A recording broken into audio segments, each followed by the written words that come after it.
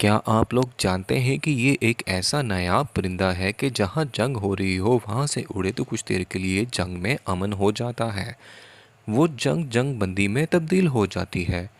अभी कुछ दिन पहले यही परिंदा अपने एक दोस्त ममालिक के ऊपर से गुजरा। उसकी तबाहकारियाँ देख के इतना परेशान हो गया कि आखिरकार वहाँ एक तबाहकुन त्यारे पे बैठ के सोचने लगा कि अब मुझे क्या करना चाहिए। इस परिंदे ने पूरी दुनिया के जंगलों में कब्जा कर रखा है।